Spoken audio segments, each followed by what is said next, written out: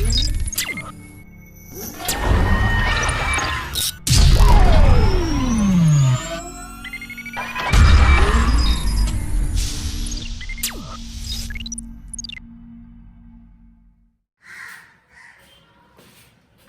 बच्चों, आप लोग देखना चालू कर चुके हैं न्यूटन फिजिक्स के ऐप पर आईआईटी सीरीज। देखिए बच्चों, हम लोग जैसा कि आपको डीएनए पढ़ा रहे हैं, या आपको डीएनए आपको दिख जाएगा, ठीक है ना। डीएनए 105 जो कि 12th के एक 9th नंबर चैप्टर है रे ऑप्टिक्स, उस पर रिफ्रैक्शन टॉपिक पर आधारित है, जो आपको टेलीग्राम में मिल जाएगा, ठीक है। आप वहां से जाकर के उस क्वेश्चन को प्रैक्टिस कर सकते हैं, और बहुत लोग कर भी रहे हैं, ठीक है। तो उसी सीरीज को हमको सॉल्यूशन करना था, तो हम लोगों ने लास्ट क्लास में कुछ क्वेश्चंस को देखा था, 4-5 क्वेश्चन को, और आज की क्लास में हम लोग क्वेश्चन को देख रहे हैं, ठीक है। आज अगर आपने क्वेश्चन बनाया होगा तो आपने देखा होगा क्वेश्चन की लेवल थोड़ी सी थी। देखो मैं आपको फिर से कहता हूँ, आप कितना ज्यादा इंटेलिजेंट बनते हो इस in the field of physics numerical, वो डिपेंड करता है कि सवाल और सवाल बनाने के बीच में कितना टाइम आपको लगा है। जितना ज्यादा टाइम लग रहा है, आपकी स्किल उतनी ज्यादा बढ़ रही है, ठीक है ना। और अगर बहुत जल्दी बना ले रहे हो, मतलब वो चीज आपको पहले से आ रही, खाली पुटिंग शूटिंग कर रहे हो, ठीक है। इसीलिए अच्छे क्वेश्चन पे प्रैक्टिस किया करो। तो चलिए हम लोग चलते हैं क्वेश्चन नंबर 6 पे, जो आपके सामने ये रहा, ठीक है। इस क्वेश्चन को आप एक बार ध्यान से पढ़िएगा, क्योंकि इस क्वेश्चन में कुछ चीजें हैं जो आपको बड़ी मेहनता से समझनी होगी, तो उसकी गहराई को। चलिए हम उस क्वेश्चन को जरा सा समझने की कोशिश करते हैं, ठीक है। देखिए, पढ़िए, एक बार क्वेश्चन पढ़िए एकदम ध्यान से। जानते हैं आप लोग पढ़े हुए होंगे, फिर भी इस क्वेश्चन को बड़े ध्यान से पढ़िए, ठीक है। देखिए ये क्वेश्चन कहता है बच्चा लोग, ठीक है ना। हाँ, ये कहता है ए सिलेंड्रिकल विसल, एक सिलेंड्रिकल विसल है whose diameter and height both are equal to 30 centimetre, मतलब उसकी डायमीटर और उसकी हाइट दोनों कितनी है, 30 सेंटीमीटर है, ठीक है। Its place on A horizontal surface, ठीक है, जो कि रखा गया है कहां पर, हॉरिजॉन्टल सरफेस पर, ठीक है। And A small particle p is place it at a distance of 5 centimetre. एक जो प्लेस एक पार्टिकल p है, उसको 5 सेंटीमीटर से रखा गया है, ठीक है ना, और दूरी पर रखा गया फ्रॉम द सेंटर, जो सेंटर है नीचे इस तरह का, वहां से। And I is place at the position, arc को ऐसे रखा गया है such that edge of the draw, मतलब कि उसको उस आर्क से उसको कोना दिख जाए। क्या दिख जाए, कोना दिख जाए। किसका, उस विसल का कोना दिख जाए, जो कि आपको पिक्चर में भी दिख रहा होगा, ठीक है। Up to what minimum length, कितना minimum length, height should water, मतलब कितना लेंथ तक हम वाटर को भरे कि हमको वो पार्टिकल दिखाई दे दे, ठीक है ना, वो पार्टिकल हमको दिखाई दे। हमने क्वेश्चन पढ़ लिया है, ठीक है ना। अब मैं आपसे कुछ बोलना चाहता हूँ, जरा ध्यान से समझिएगा पूरी कहानी को, ठीक है। इस कहानी, इस सवाल को बनाने का अप्रोच क्या है, ठीक है। तो मैं इसके अप्रोच पर चलता हूँ। अप्रोच क्या है कि अगर कोई आंख है, ठीक है ना, किसी कंटेनर में उसके कॉर्नर को देख पाता है, ठीक है, तो उसके कॉर्नर से कॉर्नर तक उसकी मैक्सिमम रेंज है, उससे पीछे नहीं आ सकता, ठीक है। तो कब, जब हवा है तब। लेकिन मान लीजिए अगर हम उसमें पानी भर दे, तो पानी में तो लाइट मुड़ जाता है। पानी में लाइट क्या होता है, मुड़ जाता है। जैसे आपको सिक्का उठा हुआ नजर आता है, पेंसिल टेढ़ा नजर आता है, उसीलिए पानी में लाइट, जो लाइट है वो बेंड कर जाएगा, मुड़ जाएगा। तो क्या होगा, जैसे ही पानी में जो लाइट है, कोई ऑब्जेक्ट अगर थोड़ा बगल में रखा हुआ है, तो उस ऑब्जेक्ट का क्या होगा, जब लाइट मुड़कर आपके आंखों में पड़ेगा, तो आपका आंख तो लाइट को सीधा देखना चाहेगा, तो उसका इमेज कहाँ बनेगा, किसी और पोजीशन पे बनेगा। इसी कॉन्सेप्ट पे हमारा ये सवाल क्या है, बेस्ड है। तो क्या होता क्या है, जरा देखिएगा। कहता है एक कंटेनर है, तो हम एक कंटेनर बनाते हैं, ठीक है, थोड़ा बड़ा बनाएंगे, ठीक है। एक कंटेनर है, ठीक है, लीजिए हमने ये कंटेनर बना दिया, ठीक है। अब कह रहा है इसकी जो ऊंचाई है वो 30 सेंटीमीटर है शायद, हाँ, और इसकी जो रेडियस है, मतलब डायमीटर है, वो 30 सेंटीमीटर है। तो इसकी डायमीटर को हम कितना मान लेते हैं, 30 सेंटीमीटर, मतलब इसकी हाइट भी 30 सेंटीमीटर है, इसकी डायमीटर भी क्या है, 30 सेंटीमीटर है। अब क्या है बच्चों, बहुत ही सिंपली कह रहा है कि उसका आंख है, ठीक है ना, वो कहां तक को देख पा रहा है, ठीक है। तो देखिएगा, ये देख पा रहा है, ठीक है ना, ये देख पा रहा है कॉर्नर को। कहां को देख पा रहा है वो, कॉर्नर को, ठीक है ना। इस कॉर्नर को ये वाला आंख देख पा रहा है। अगर इसमें पानी ना भरा हो, तो कभी भी ये आंख जो है इस पोजीशन से कभी भी इस वाले पार्टिकल को नहीं देख सकता है, ठीक है ना? क्यों? क्योंकि इसका रेंज ही कहां तक है? इस कॉर्नर तक है। ये देख सकता है, ये देख सकता है, ये देख सकता है, ये देख सकता है, पर इस पॉइंट को नहीं देख सकता। तो क्या करेंगे? लेकिन अगर मान लीजिए, ठीक है ना, अब सब यहाँ पे एक सवाल सुनिएगा, ठीक है? अब मान लीजिए कि हम इसमें पानी भर देंगे, ठीक है? जरा ध्यान से सुनिएगा। तो हमसे कह रहा है एक पार्टिकल है, ठीक है ना, जो सेंटर से कितना दूरी पर है? 5 सेंटीमीटर पे। तो इसकी जो दूरी है वो कितना है? 5 सेंटीमीटर। सेंटर से पी की दूरी कितनी है? 5 सेंटीमीटर। तो एक बात बताओ, ये जो है, जरा ध्यान से सुनिएगा, ये पूरा 30 है, तो ये 15 होगा, तो ये क्या होगा? 15। तो इतना 5 चला गया, तो ये दूरी क्या होगा? ये दूरी होगा 10 सेंटीमीटर। बच्चा जानता है ये वाला बात, ठीक है? अब क्या होगा? हमको इसमें पानी भरना है, ठीक है? तो आपको पता है कि पानी जो है वो लाइट को मोड़ देता है। पानी जो है वो लाइट को क्या करता है? मोड़ देता है। पर यहाँ पे कुछ बातें आपसे करनी होगी, एकदम सिंपली तरह बात को समझिएगा, क्योंकि अगर आप बात को नहीं समझिएगा तो दिक्कत हो जाएगा आप सबके लिए, ठीक है? इसीलिए बात को जरा ध्यान से समझिएगा। देखो क्या होगा, हमको इसमें पानी भरना है, पूरा 30 सेंटीमीटर का है, ठीक है? तो पानी भरना है, तो पानी की क्वांटिटी कितनी लेनी पड़ेगी? मतलब पानी हमको कितना हाइट तक भरना होगा, और हमको मान किसका निकालना है? इसी एच का निकालना है, ठीक है? कि पानी कितना भरना होगा। आप एक बात बताइए, कम पानी भरोगे तो कम लाइट मुड़ेगा, ज्यादा पानी भरोगे तो ज्यादा लाइट मुड़ेगा।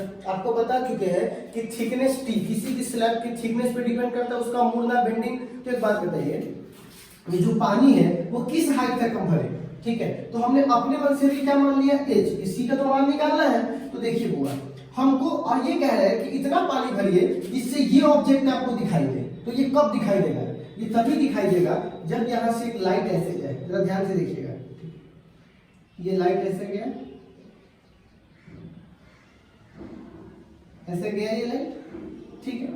अगर क्या ये, क्योंकि ये पता है ये पानी है, ये डेंसर मीडियम है, ये रेयर मीडियम है, बाहर एयर है, यहाँ वाटर है, ठीक है? तो इसका रिफ्लेक्टिव इंडेक्स कितना हो जाएगा बाबू? म्यू। कितना मान लेते हैं इसके रिफ्लेक्टिव इंडेक्स को?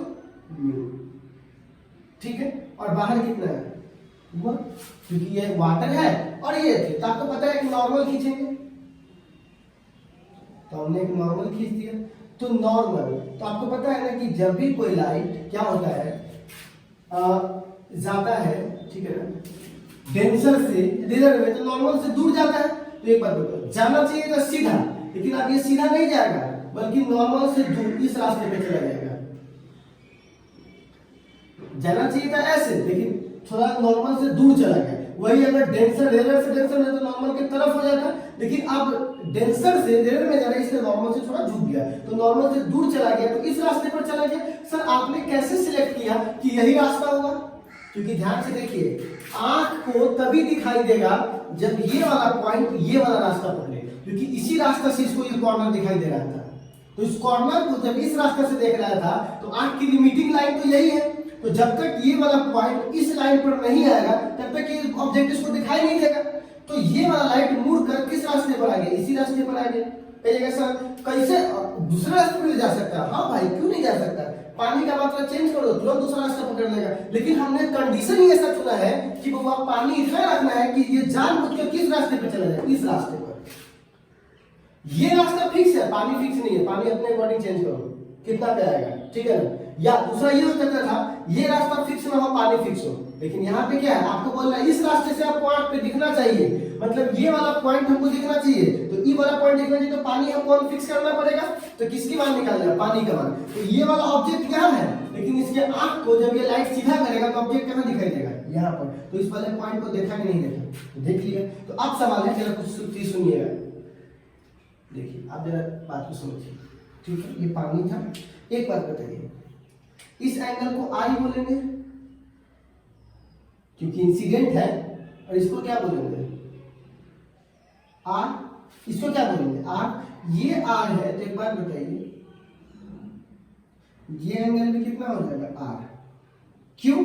क्योंकि देखिए तो दो समानांतर रेखा ऐसे काट रही है, तो अगर ये एंगल आर है, यहाँ पे देखिए, तो अगर ये एंगल आर है, ठीक है, ऐसे ऐसे देखिए, ठीक है, यहाँ पे दो लाइन है, और यहाँ से देखिए, तो अगर ये एंगल आपके लिए आर है, तो ये भी एंगल क्या हो जाएगा आपके लिए? सेम हो जाएगा, ठीक है? तो अगर ये एंगल आर है, ये भी एंगल आर हो जाएगा, ठीक है? तो आप जरा से देखिए, मैं कुछ बताना चाहता हूँ एज के बारे में, ठीक है? तो जरा देखिएगा, हमको मान h का निकालना है, तो पहले मैं इसको r के बारे में बताता हूँ। तो जरा देखिएगा r का मान कितना निकालेंगे। तो देखिए मैं ट्रायंगल बोलूंगा, ट्रायंगल बना ही देता हूँ, ठीक है, ज्यादा अच्छा हो। ये और ये देखिए, यहां से लेकर के यहां तक की जो हाइट है वो 30 सेंटीमीटर है, यहां से लेकर यहां तक की जो दूरी है वो 30 सेंटीमीटर है, और ये वाला जो एंगल है वो क्या है, r है, ठीक है। थीटा के सामने वाले को लंब, ठीक है, परपेंडिकुलर, इसको बेस और इसको एज। तो बताइए तो tan r बराबर क्या हो जाएगा, tan थीटा बराबर p बटा b, एकदम सिंपली p बटा b। तो बताइए p की वैल्यू 30, b की वैल्यू 30, तो बताइए tan r बराबर 1, मतलब कि r बराबर 45 डिग्री। tan थीटा का मान 1 कब होता है, जब थीटा कितना डिग्री होता है, 45। तो आप समझ चुके हैं कि इस r की वैल्यू कितनी है, 45। r की वैल्यू कितनी है, 45, ठीक है। तो एक बात बताइए, ये r की वैल्यू 45 है, तो ये r भी कितना होगा, 45, ठीक है। अब एक बात बताइए, अगर आपने ट्रायंगल्स वगैरह लिए होंगे तो आपने ध्यान दिया होगा, ये एंगल 90 डिग्री है, ये एंगल 90 है, ये 45 है, तो ये एंगल भी 45 होगा, क्योंकि त्रिभुज के अंतर कोण 180 डिग्री होता है। थोड़ा ध्यान से, ये 90, ये 45, ये 45, मतलब दो एंगल बराबर। तो जब दो एंगल बराबर तो समद्विबाहु त्रिभुज, कौन सा त्रिभुज, समद्विबाहु। तो एक बात बताइए, ये दूरी, अगर ये दूरी h है तो ये दूरी भी h होगा, क्योंकि समद्विबाहु है, ठीक है ना। तो जितना ये उतना ये। तो एक बात बताइए, ये पूरा h है, ठीक है, पूरी बात को समझिएगा, ये पूरा h है। तो बताइए तो p से o तक की दूरी को हम लोग क्या लिख सकते हैं, h माइनस 10, नहीं लिख सकते क्या, पूरा h है, तो ये दूरी क्या लिखेंगे, p minus, sorry h minus 10। तो एक बात बताइए, अब यहां से स्नेल्स लॉ, तो क्या लिखेंगे, फ्रॉम स्नेल्स लॉ। तो हमको पता है ना, साइन आई बट्टा साइन आर बराबर म्यू टू बट्टा म्यू वन, ठीक है। अब जरा ध्यान से देखिएगा, साइन आई यहां पर है, साइन आर का मान आपको पता है ऑलरेडी कि 45 डिग्री है, ठीक। म्यू टू जिसमें जा रहा है उसका रिफ्रैक्टिव इंडेक्स 1 है, और जिससे जा रहा है उसका रिफ्रैक्टिव इंडेक्स म्यू है। तो बताइए तो यहां से लिख सकते हैं साइन आई बराबर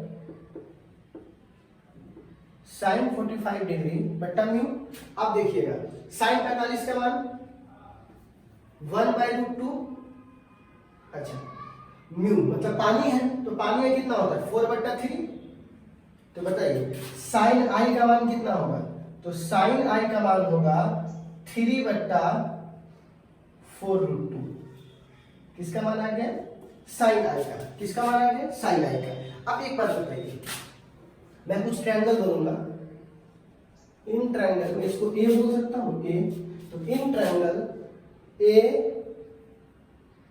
P A O, P A O, sine theta मतलब साइन आई बराबर, थोड़ा देखिएगा ध्यान से, बहुत ही सिंपल है। साइन आई बराबर, तो यहां देखिएगा साइन आई बराबर ये पीओ और बट्टा 90 डिग्री के सामने वाला कर्ण, तो कर्ण कौन है, एपी। देखिए लंब बट्टा आधार, सॉरी लंब बट्टा कर्ण। तो देखो थीटा के सामने वाला लंब पीओ और कर्ण कौन है, एपी, तो ये कर्ण हो गया। एक बात बताइए तो साइन आई बराबर, ध्यान से देखिएगा, पीओ, पीओ इसको थोड़ा मैं यहां बना देता हूं, अगर आपको दिखाई दे रहा होगा तो यहां पे एक बनाना पड़ेगा। इसकी वैल्यू है h माइनस 10, इसकी वैल्यू है h, तो इसकी वैल्यू क्या होगी, कर्ण बराबर रूट अंडर आधार के स्क्वायर प्लस लंब के स्क्वायर, तो ये हमारा h है। एक बात बताइए PO, तो PO मतलब ये वाला मान, तो ये वाला मान कितना है h माइनस 10, एकदम सिंपली। और बटा AP का मान, तो ये वाला मान कितना है h square plus h minus 10 का, हाँ ये स्क्वायर, वो भी किसके अंदर, रूट के अंदर, ठीक है। अब एक बात बताओ, साइन आई का मान हम लोगों ने यहाँ पे निकाल चुके हैं डिजिटल में, तो यहाँ से क्या लिखेंगे 3/4√2 बराबर h माइनस 10 बट्टा root under h square plus h minus 10 का होल स्क्वायर, ठीक है। आप क्रॉस मल्टीप्लिकेशन कर लीजिए, तो क्या हो जाएगा इसको एक तरफ इसको एक तरफ, तो क्या होगा कि h square plus h minus 10 का होल स्क्वायर, चूंकि ये रूट में डाल दीजिए और इसको इस तरफ ले आइए, तो 4√2/3 और h माइनस 10। अब स्क्वायरिंग कर दीजिए दोनों तरफ, यहाँ से रूट हट जाएगा तो स्क्वायरिंग कर दीजिए, ठीक है ना, स्क्वायरिंग बोथ साइड।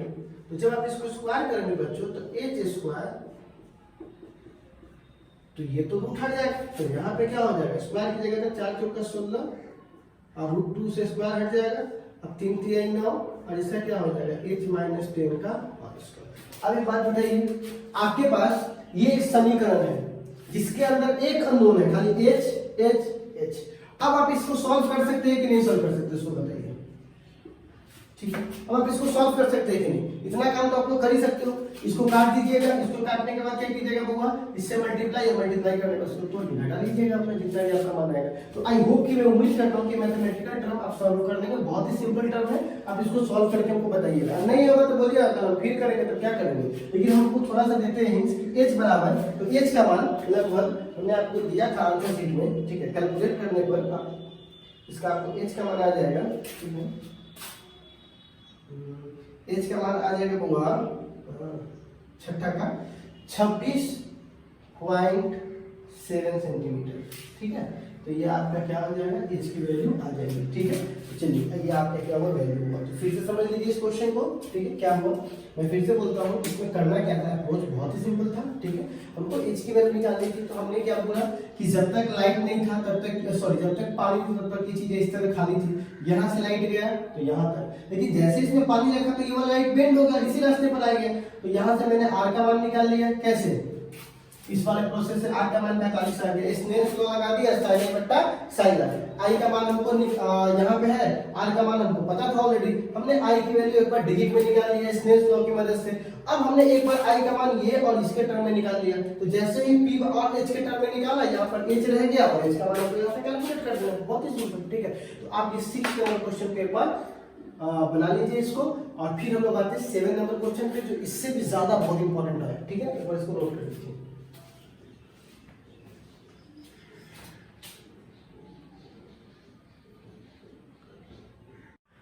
अब ये क्वेश्चन नंबर 7 है, इसको पढ़िए, मछली वाला सवाल है, बहुत ही अच्छा सवाल है, इसको पढ़ लीजिए एक बार। इस सवाल में थोड़ा सा दिमाग का ना बहुत ज्यादा इस्तेमाल करना है, ठीक है, और एकदम कंसेप्चुअल क्वेश्चन है, बहुत अच्छा क्वेश्चन है। कह रहा है कंसीडर द सिचुएशन, एक ऐसा सिचुएशन को कंसीडर कीजिए जिसमें the bottom of the pot, मतलब वो जो बर्तन है उसका जो बॉटम है, मतलब सबसे नीचे वाला पार्ट है, वो एकदम प्लेन मिरर है, रिफ्लेक्टिंग प्लेन मिरर, ठीक है, प्लेन मिरर की तरफ है, और एस जो फिश का नाम उसको एस दे दिया गया है, और जो ऊपर आई है उसको टी बोल रहा है, ठीक है ना, ह्यूमन आई को टी बोल रहा है, फिश को क्या बोल रहा है बाबू, एस, ठीक है ना, और उस पानी का रिफ्लेक्टिव इंडेक्स म्यू है।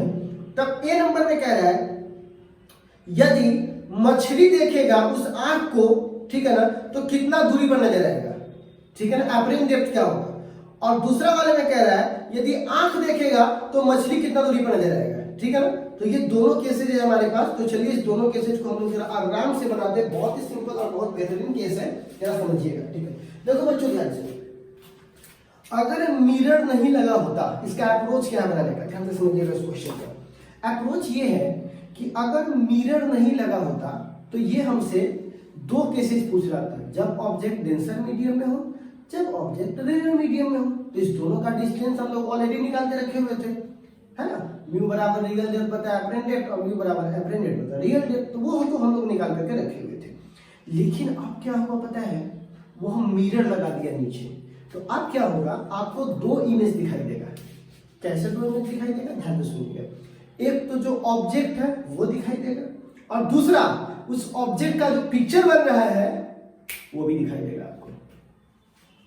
क्या सुना आपने, एक तो आपको ऑब्जेक्ट दिखाई देगा और दूसरा क्या दिखाई देगा, जो ऑब्जेक्ट का पिक्चर बन रहा है मिरर में वो भी दिखाई देगा, ठीक है। तो यही जो मेन खेल है उसी को समझना है, ठीक है। तो चलिए बुआ हम लोग इसको जरा सा पिक्चर को बनाते हैं, ठीक है। पिक्चर को जरा ध्यान से देखिएगा, ए नंबर के लिए, ठीक है ना, दो सवाल है ए और बी, जरा देखिएगा, ठीक है, बहुत ही अच्छा है, जरा समझिएगा। क्या है कि मैं मान लेता हूँ कि ये पूरा पानी भरा हुआ है, ठीक है, अब इसके नीचे पानी नहीं भरेंगे। अब ये जो है वो h/2 दूरी पर है। कितना दूरी पर है? h/2 दूरी पर एक मछली है, ठीक, और इससे h/2 दूरी पर मिरर है, ठीक है। तो टोटल दूरी कितनी हो गई? h। अच्छा, और इससे h दूरी ऊपर, कितना दूरी ऊपर? h दूरी ऊपर एक अखिया है, ठीक है, जो सीधा देख रहा है, नॉर्मल देख रहा है, ठीक है। इसको t मान लिया है और इसको s मान लिया है, ठीक है। अच्छा, ए नंबर केस में क्या कह रहा है, ठीक है ना, ऑब्जेक्ट इज इन रेयर। समझिएगा बच्चों प्लीज, बहुत अच्छा सवाल है ये सब, ठीक है ना। ऑब्जेक्ट इज इन, ये सब चीज सीखिएगा तो आपको ज्यादा अच्छा आएगा कि स्नेल्स लॉ का डेफिनेशन पढ़ने से होगा। भाई साहब ये सब चीज को सीखो, दिमाग विकसित होगा। अभी सिलेबस की चिंता मत कर, अभी आया कहाँ है जो आपको सिलेबस के बारे में कुछ, कोई सिलेबस अभी निकाला है बिहार बोर्ड? अभी कुछ टेंशन मतलब तुम खाली पढ़ाई करो। जब सिलेबस की बिहार बोर्ड रिलीज करेगा, एकेडमिक सेशन चालू होगा, क्लासेस चालू होगा, तब सोचना, तो फिर से आपको सब कुछ पढ़ाया जाएगा। अभी ये सब नॉलेज के लिए पढ़ो, ठीक है, अपने दिमाग को विकसित करने के लिए। ऑब्जेक्ट इज इन रेयर, ठीक है ना, एंड एब्जॉर्बर, एब्जॉर्बर जो है वो कहाँ है? इंडेंसर, ठीक है। तो आपको याद होगा, अब मेरी बात को सुनिएगा। ऑब्जेक्ट रेयर में तो आपको पता है ना कि जब ऑब्जेक्ट रेयर मीडियम में होता है तो म्यू बराबर क्या फॉर्मूला होता है? म्यू बराबर होता है एपरेंट डेप्थ। अगर आपको नहीं याद है तो इस पिक्चर को देख लीजिए, पढ़ाया जा चुका है, बटा रियल डेप्थ। कब? जब ये कहां होगा? डेंसर मीडियम में ऑब्जर्वर हो और रेयर मीडियम में ऑब्जेक्ट। म्यू। एक बात बताओ, और हम जो भी चीज मापते हैं सब सरफेस ऑफ वाटर से मापते हैं। मैंने इस बात को कहा था, एक बच्ची ने ये सवाल लेकर पूछा कि सर हमने जो भी चीज मापते हैं सरफेस से मापते हैं। बिल्कुल, आप देखिएगा जो थ्योरी पढ़ा रहे थे उसमें डिस्टेंस कहां से ले रहे थे? सरफेस ऑफ वाटर से। कहां ले रहे थे? तो हमारा डिफ्लेक्टिंग पॉइंट क्या है? होगा surface of water. Surface of water हमारा डिस्पेक्टिव पॉइंट है, ठीक है। तो यहां पर हम लोग क्या लिखा करेंगे? एपरेंट डेप्थ, समझिएगा जरा सा, apparent depth of T object. कौन से ऑब्जेक्ट का? T object. कहां से? From surface of water. कहां से होगा? सरफेस ऑफ वाटर, ठीक है। तो एक बात बताइए, म्यू बराबर क्या है? एपरेंट डेप्थ पता रियल डेप्थ, तो बताइए रियल डेप्थ कितना है? तो रियल डेप्थ यहां से कितना दूरी पर है? h दूरी पर है। ये जो सरफेस है यहां से यहां कितना दूरी पर है? h दूरी पर है। तो एक बात बताइए, एपरेंट, तो यहां से लिख सकते हैं क्या? म्यू बराबर एपरेंट डेप्थ बटा रियल डेप्थ। तो रियल डेप्थ का मान कितना है? h। तो बताइए, तो ठीक है, बहुत अच्छा सवाल है। एपरेंट डेप्थ बराबर क्या लिखेंगे? होगा म्यू इंटू एच। कहां से? From water surface. कहां से होगा? From water surface. तो वाटर सरफेस से इसकी दूरी कितनी है बाबू? म्यू इंटू एच, ठीक है ना। तो यहां पर आप लिखेंगे एपरेंट डेप्थ ऑफ टी, लेकिन हमको वाटर सरफेस से तो नहीं निकालना है, हमको निकालना है किससे है?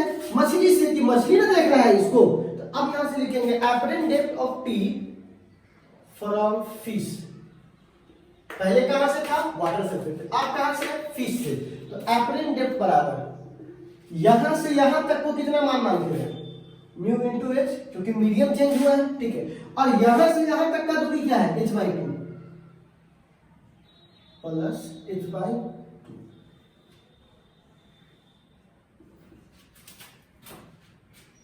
ठीक है, देखो फिर से सुनिएगा, यहां से थोड़ा बहुत कंसेप्चुअल क्वेश्चन है, इसको ध्यान से समझिएगा, ठीक है ना। हिल जाता है बच्चा, छोड़ो मास्टर से हिलता रहता है इससे, ठीक है। तो क्या होगा? एक सरफेस है, इस सरफेस से टी तक की दूरी। तो एक आपको पता है ना कि जब रेयर मीडियम में कौन हो? ऑब्जेक्ट हो, और डेंसर मीडियम में क्या हो? ऑब्जर्वर हो। तो म्यू बराबर एपरेंट ऊपर रियल नीचे। तो रियल डेप्थ कितना था इसका? h था, ठीक है ना। तो यहां पर हमने मल्टीप्लाई कर दिया, तो एपरेंट डेप्थ बराबर क्या आएगा? Mu into h। ये तो इतना तक का है, ठीक है ना।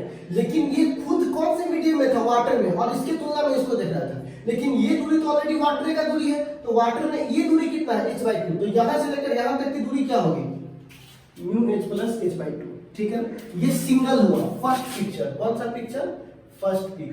ठीक है, अब एक बात बताइए, जरा सा ध्यान से बताइएगा, ठीक है, मेरी बात को ध्यान से सुनिएगा। अब ये वाला जो मछली होगा, ठीक है ना, उसको सेकेंड इमेज भी दिखाई देगा। बताओ तो किसके द्वारा? Second image due to plane mirror. कौन से मिरर के द्वारा? प्लेन मिरर के द्वारा उसको सेकेंड इमेज दिखाई देगा। अगर ये मिरर नहीं होता तो ये इसको दिखाई नहीं देता, केवल यही दिखाई देता। लेकिन ये आंख का पिक्चर कहां बनेगा? इस मिरर में भी, और तब मिरर से कहां आएगा? इसके आंखिया में भी। ठीक है ना, ये थोड़ा सा झोल है। ठीक है, तो अब एक बात बताओ, second mirror due to plane mirror. अब एक बात बताइएगा, यहां तक का तो हमको पता है कितना होता है, mu H into H plus 2। यहां तक का मान, यहां तक का हमको पता चल गया। ठीक है, एक बात बताओ, ठीक है, अब चूंकि इस ऑब्जेक्ट का इमेज कहां बन रहा है? इस प्लेन मिरर में बन रहा है। तो एक बात बताइएगा, ये दूरी कितना है? h/2। अच्छा, अब प्लेन मिरर की एक खासियत होती है, जितना दूरी पर ऑब्जेक्ट होता है उतना ही दूरी पर क्या बनता है? इमेज बनता है। तो ऑब्जेक्ट ये दूरी h/2, तो और कितने नीचे ऑब्जेक्ट इमेज बनेगा? h/2।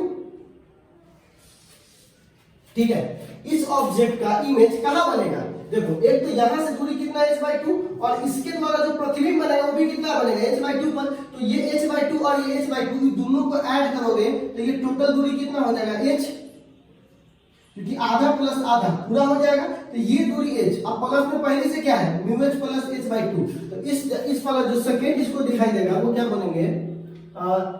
Apparent depth due to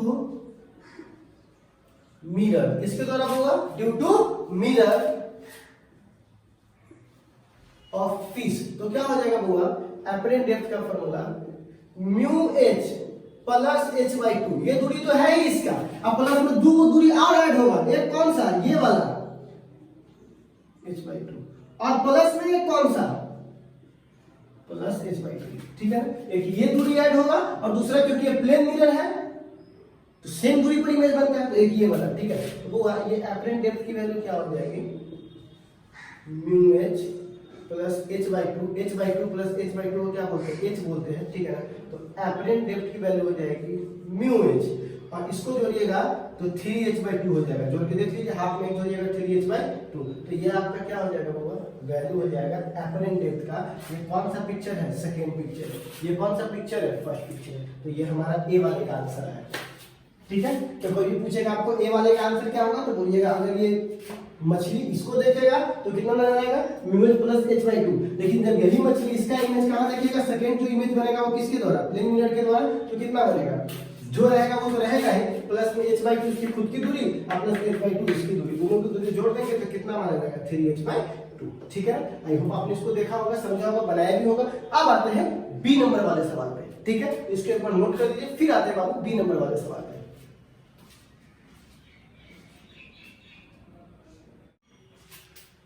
चलिए अब देखिएगा छठा का बी वाला पार्ट है ना बाबू। तो बी वाले पार्ट में क्या है कि अब ऑब्जेक्ट रेडर में नहीं है बल्कि किस में है? डेंसर में। उल्टा हो जाता है, और ये ऑब्जर्वर जो है वो कहां चला गया? रेडर में। ठीक है, तो अब जो ये आंख है इसको जरा देखिएगा। ठीक है, अब ये जो मछली है यहाँ पर, ये जो आंख है, ठीक है ना, ये जो टी वाला आंख है, ठीक है, अब यही हो जाएगा क्या? अब ये मछली को देख रहे हैं, दूरी तो आपको पता है, यहां से दूरी h/2, यहां से दूरी h/2, और ये दूरी क्या है? h है, ये तो आपको पता है, और ये प्लेन मिरर लगा हुआ है। ठीक है, तो अब अगर क्या है इस केस में, ठीक है ना, यहां पे लिखेंगे एपरेंट डेप्थ। क्या लिखेंगे? एडी मतलब क्या? चलिए लिख देते हैं, एपरेंट डेप्थ ऑफ, ठीक है ना, ऑफ फिश। फिश मतलब एस, किसके लिए? To the T. किसके लिए? टी से। From the water surface. कौन से सरफेस से होगा? Water surface. पता है ना, सब दूरी कहां से मापेंगे? वाटर सरफेस से। ठीक है, एक बात बताइए, आपको पता है कि जब कोई ऑब्जेक्ट डेंसर मीडियम में होता है और जो ऑब्जर्वर वो में होता है, तो फॉर्मूला होता है वो यहां पर रियल डेप्थ बटा एपरेंट डेप्थ देख लीजिए बगल में, दिखा देता हूँ आपको पिक्चर जो मैंने लिखा है कि नहीं, एपरेंट डेप्थ। तो बताइए यहाँ पर हम लिख सकते हैं एपरेंट डेप्थ बराबर रियल डेप्थ बटा म्यू, म्यू नीचे, तो एपरेंट डेप्थ, तो फिश का हमको डिस्टेंस पता करना है कहाँ से, वाटर सरफेस से। तो बताइए तो वाटर सरफेस से इसकी दूरी क्या है, h/2, ठीक है। तो बताइए रियल डेप्थ का मान h/2 और म्यू का मान म्यू है, तो मान कितना हो जाएगा h/2 म्यू, ठीक है। कहां से, वाटर सरफेस से। लेकिन जब फिश का मान वाटर सरफेस से h/2 म्यू है, तो बताइए यहां से कितना होगा, ठीक है ना। तो ये बोलेंगे यहां पर एपरेंट डेप्थ फ्रॉम, कहां से बाबू, टी से, कहां से होगा, टी से। तो बताइए क्या मान होगा, एक तो होगा h/2 म्यू, यहां से लेकर यहां तक की दूरी, और प्लस एक यहां से लेकर यहां तक की दूरी कितनी है, h। तो बताइए कितना मान हो जाएगा, h/2 म्यू प्लस h, ठीक है ना। फर्स्ट इमेज की कौन सा इमेज होगा, फर्स्ट इमेज, फर्स्ट इमेज मतलब सीधा सीधा ये वाला, इसको कितना दूरी पे देखेगा, h/2 म्यू प्लस h, ठीक है ना। अब एक इमेज और बनेगा, और वो बनाने वाला कौन है, वो बनाने वाला कौन है, ये है ना। तो अब चलिए इस तरह के सवाल को सॉल्व करते हैं। अब आते हैं सेकंड पॉइंट में, ठीक है ना, मतलब सेकंड इमेज, कौन सा इमेज होगा, सेकंड इमेज। तो एक बात बताइए, अगर ये वस्तु है, मेरी बात जरा सुनिएगा, ये h/2 पर है, ठीक है, तो क्या मैं इसको मिटा सकता हूँ, ठीक है, चलो मैं थोड़ा सा इसको मिटा देता हूँ, ठीक है ना। हाँ, अब एक बात बताओ, ये h/2 है, ये h/2 है, तो इसकी इमेज क्या बनेगी, h/2 पर प्लेन मिरर है तो जितना उतना ही बनेगा, ठीक है। तो बताइए टोटल दूरी क्या है, टोटल दूरी है इसकी, टोटल दूरी क्या हो जाएगा, ठीक है। सेकेंड इमेज, तो आप जरा देखिएगा, यहाँ पर लिखेंगे एपरेंट डेप्थ, बस यही वाला बात, apparent depth from water surface, यही वाला बात, apparent depth from water surface of image of fish, क्या लिखेंगे बउआ, इमेज ऑफ फिश। फिश का जो इमेज बन रहा है, पहले फिश का एपरेंट डेप्थ निकाले थे, लेकिन आप किसका निकाल रहे हैं, फिश के इमेज का, जो कि प्लेन मिरर के दौरान क्या पड़ जाएगा, ठीक है ना, फिश। तो कितना हो जाएगा बउआ, तो एक तो इस बार इसकी पूरी दूरी बताइए, तो आपको पता है ना यहाँ पर फार्मूला। अब देखिए बच्चा, इसमें ऑब्जेक्ट कौन से मीडियम में है, डेंसर में, और ये जो एब्जॉर्बर है वो कौन से मीडियम में, रेडर में। तो चलो ध्यान से देखिएगा इस पिक्चर को, ठीक है। देखिए अब क्या है बच्चा, कि जो ऑब्जेक्ट है, ठीक है ना, देखिएगा वो जो एब्जॉर्बर है उसका आंखिया ये है और वो टी है, ठीक है ना। और जो मछली है, ठीक है ना, ये जो मछली है उसका जो वाटर सरफेस से हाइट है, इसका हाइट वाटर सरफेस से कितना है, h, क्योंकि हमको सारा दूरी कहां से मापना है, वाटर सरफेस से ही, तो यहां से कितना हो जाएगा, h/2 दूरी ये है, ठीक है। अब एक बात बताइएगा, हमको इसकी इमेज यहां निकालनी है, ठीक है। तो यहां पर क्या लिखेंगे, apparent depth from water surface, कौन सा सरफेस से होगा, वाटर सरफेस से, ठीक है। तो मैं आपको थोड़ा सा हिंट्स कर दूं, ठीक है, इसे कटिंग भी आपको दिखा देंगे, यहाँ पर देख लीजिए। म्यू बराबर, जब ऑब्जेक्ट कहां होता है, डेंसर मीडियम में, तो फॉर्मूला होता है रियल डेप्थ बटा एपरेंट डेप्थ, ये फॉर्मूला होता है, ठीक है, प्रूफ भी किए थे, ठीक है। तो इसका जब ये केस कीजिएगा, तो लिख सकते हैं एपरेंट डेप्थ बराबर रियल डेप्थ बटा म्यू, है ना। अब एक बात बताइए, एपरेंट डेप्थ निकालना है कहां से, वाटर सरफेस से। तो एक बात बताइए, रियल डेप्थ कितना है, h/2, वाटर सरफेस से इस ऑब्जेक्ट का रियल डेप्थ कितना है, h/2, 18, और इसका म्यू कितना है, ये वाटर है तो इसका म्यू है। तो बताइए एपरेंट डेप्थ का मान कहां से, वाटर सरफेस से कितना निकला है, h/2 म्यू, ठीक है। लेकिन हमको वाटर सरफेस से थोड़ी ना निकालना है, हमको कहां से निकालना है, टी से। तो कोई बात नहीं, कितना ऐड कर देंगे, h ऐड कर देंगे। तो यहां लिख देंगे एपरेंट डेप्थ फ्रॉम टी, कहां से हुआ, टी से। तो हुआ इसका मान कितना हो जाएगा, इसका मान हो जाएगा h/2 म्यू प्लस कितना दूरी ऊपर है, h दूरी। तो ये हमारा क्या हो जाएगा, फर्स्ट इमेज, कौन सा इमेज होगा, फर्स्ट इमेज की वैल्यू आ गई हमारे सामने, ठीक है। तो कोई पूछेगा एपरेंट डेप्थ का मान क्या होगा, एब्जॉर्बर से कितना है पहले इमेज का, तो h बट्टा 2 पाई प्लस h, ठीक है। अब अगले आपसे सवाल पूछता है कि बउआ ये तो हो गया यहां से यहां तक का, लेकिन ये जो मिरर है इस मिरर में भी तो इसका प्रतिबिंब बनता होगा, तो बिल्कुल बनता होगा। तो एक बात बताइए, ये h/2 है, तो आपको पता है ना ये दूरी भी h/2 है, क्योंकि मछली h/2 दूरी पे नीचे पिक्चर देख लीजिए, ठीक है। अच्छा इसको मिटा सकते हैं, ठीक है, इसको मिटा देते हैं, ठीक है। तो एक बात बताइए, अगर कोई प्लेन मिरर है तो जितना दूरी पर ऑब्जेक्ट होता है उसका प्रतिबिंब भी उतना ही दूरी पर बनता है, तो ये मछली का जो प्रतिबिंब बनेगा वो भी क्या होगा, इतना ही दूरी पर बनेगा। तो एक बात बताइए, सब कुछ वही होगा, एक बार ये आंख इसको देखेगा और दूसरी बार ये आंख क्या करेगा, इस मछली के प्रतिबिंब को देखेगा। तो आप लिखेंगे सेकेंड इमेज, क्या लिखेंगे बउआ, second image form by T, ठीक है ना, second image form by T. तो आप क्या लिखेंगे, वही वाला बात, बस सब कुछ यही रहेगा। तो क्या लिखेंगे, एपरेंट डेप्थ फ्रॉम, कहां से, वाटर सरफेस, वाटर सरफेस। बताइए क्या फॉर्मूला था, एपरेंट डेप्थ बराबर जो उसका हाइट है वो अब बट्टा म्यू, तो म्यू तो वही है लेकिन इसका हाइट, तो देखिए वो वाटर सरफेस से इस इमेज का हाइट, क्योंकि हम ऑब्जेक्ट का मान नहीं निकाल रहे हैं, ऑब्जेक्ट का मान तो ऑलरेडी हमने निकाल दिया वो यहाँ पर, किसका निकाल रहे हैं, इमेज का। तो वाटर सरफेस से इसकी दूरी क्या है, h/2 h/2 h/2, तो इस सब को जोड़ोगे तो h/2 plus h/2 plus h/2 लिख सकते हैं 3h/2। तो बताइए रियल डेप्थ यहां से लेकर यहां तक क्या निकला, 3h/2, इसको लिख सकते हैं 3h/2 म्यू। लेकिन यह दूरी कहां से आया है, वाटर सरफेस से। अब हमको दूरी कहां से निकालना है, एपरेंट डेप्थ फ्रॉम टी, तो यहां पे लिखेंगे एपरेंट डेप्थ फ्रॉम टी।